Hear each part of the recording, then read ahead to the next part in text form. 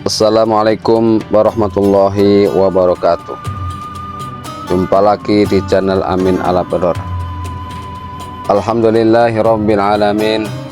Allahumma sholli ala sayyidina Muhammad wa ala ali sayyidina Muhammad. Bersyukur kepada Allah Subhanahu wa taala. Bersalawat kepada baginda Rasul Muhammad sallallahu alaihi wasallam. Mudah-mudahan kita semua mendapatkan syafaatnya beliau fid dini wad dunya wal akhirah. Amin amin ya rabbal alamin.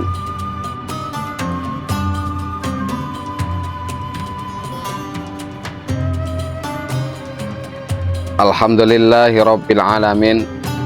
Kali ini kita akan bersarah atau bertawasul ke makam waliullah Simbah Kiai Soleh Darat.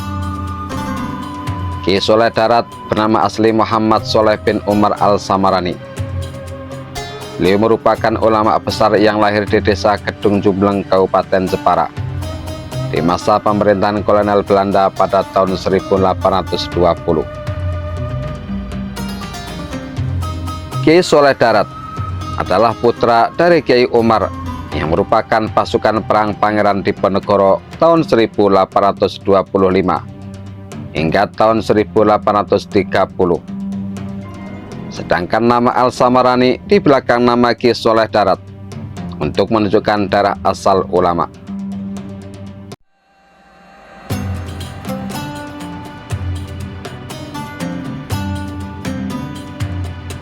Ulama yang terkenal dengan panggilan Mbah Soleh Darat. Dia hidup sezaman dengan dua waliullah besar lainnya, yakni Syekh Nawawi Al-Bantani dari Banten dan Syekh Khalil Bangkalan dari Madura. Kiai Soleh Darat dikenal dengan karomahnya mengubah bongkahan batu menjadi emas.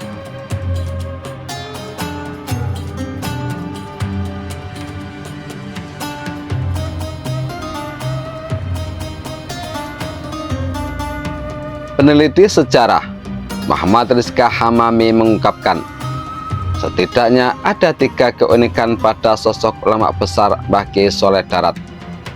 Yang pertama, beliau adalah orang Jawa yang betul-betul Jawani. Hal itu terlihat dari kejawanya, dari hasil karya-karyanya kitab yang berbahasa Jawa yang ditulis dengan huruf Arab Pegon.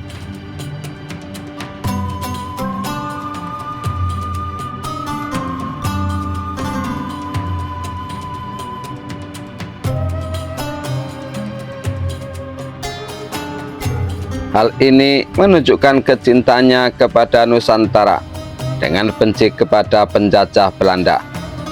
Bahkan beliau menulis sebuah kitab yang salah satu dari isinya, barang siapa meniru gaya-gaya Belanda, maka orang itu sama dengan mereka, termasuk memakai sesuatu benda seperti yang dipakai orang Belanda, misalnya celana, topi, dan dasi. Beliau menjelaskan hal tersebut di kitab Majmu'ah Asy-Syariah Al-Kafiyah lil Alwam bebernya.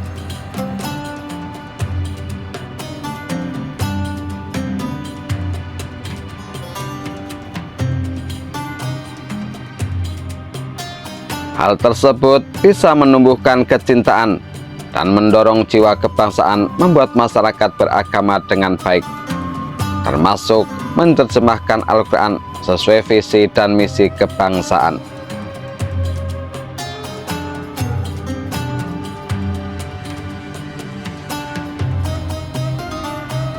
Tak salah dengan ilmu yang dimilikinya, yang telah melahirkan tokoh besar seperti pendiri NU, yaitu Kiai Haji Hasyim Asy'ari tahun 1926, yang menjadi muridnya sekitar tahun 1890. Selain itu, tokoh Muhammadiyah Kiai Haji Ahmad Dahlan 1912 juga pernah mengaji pada Kiai Soleh Darat.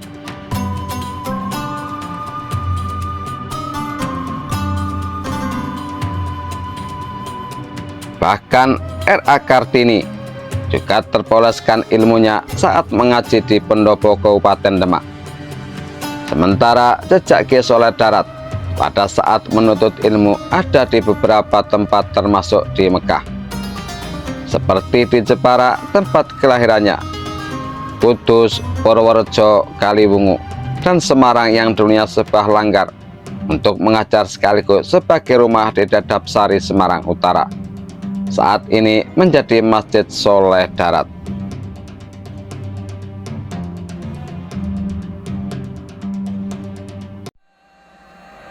Darah perjuangan Kiai Soleh Darat tak lepas dari orang tuanya, yakni Kiai Umar.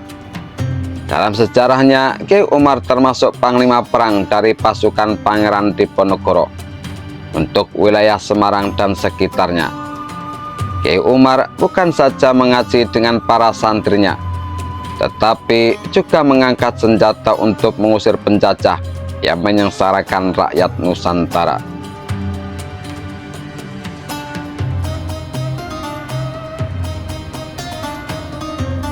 Begitupun darah perjuangan Kiai Umar juga mengalir dalam diri Kiai Soleh Darat. Mengajar santri tetap istiqomah, tetapi pergerakan melawan penjajah Belanda tidak pernah ditinggalkan. Terbukti santri-santrinya seperti Ki Haji Hasyim Asy'ari juga sangat gigih dalam melawan penjajah Belanda, bahkan sampai masuk penjara. Kiai Soleh Darat bukan saja mengajarkan santrinya ilmu agama, tetapi juga ilmu perjuangan yang sudah mengalir dalam dirinya dari sang ayah Kiai Umar.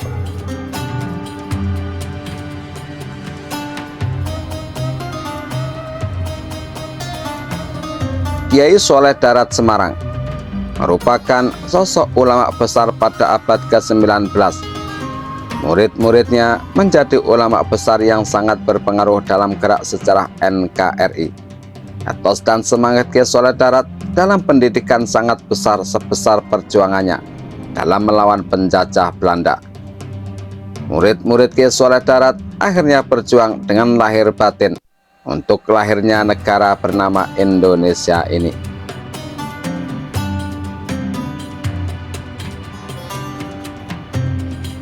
Para ulama abad ke-19 memang mempunyai darah perjuangan sangat besar yang terilhami dari Pangeran Diponegoro.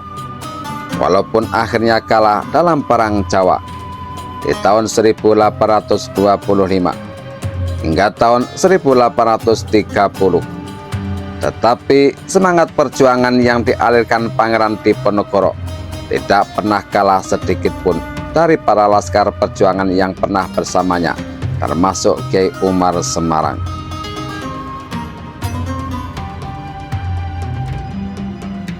Makanya suatu ketika Kiai Soleh Darat akan diberi hadiah banyak harta benda oleh Belanda. Pengaruh besar Kiai Soleh Darat menjadi tanda tanya dalam diri pasukan Belanda. Hadiah itu untuk memujuk Kiai Soleh Darat bisa kompromi dan bahkan bisa masuk barisan Belanda. Karena mendapatkan penghinaan atas perjuangan yang sudah dilakukan, Kiai Soleh Darat mengubah bongkahan batu di sampingnya menjadi emas di hadapan utusan Belanda. Tentu saja utusan Belanda kaget, takut dan sesegera mungkin meninggalkan Kiai Soleh Darat. Karomah yang langsung ditampakkan di hadapan Belanda ini membuat Kiai Soleh Darat makin berpengaruh saat itu, sehingga Belanda tidak berani seenaknya dalam mempermainkan rakyat, apalagi kaum santri.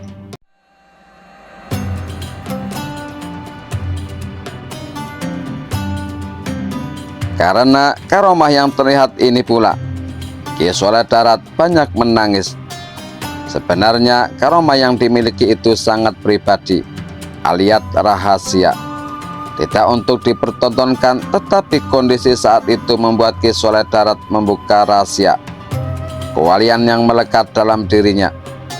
Kiai Soleh Darat seorang wali yang sangat besar karomahnya, sehingga beliau tidak berkenan karomah itu tampak di hadapan manusia secara umum.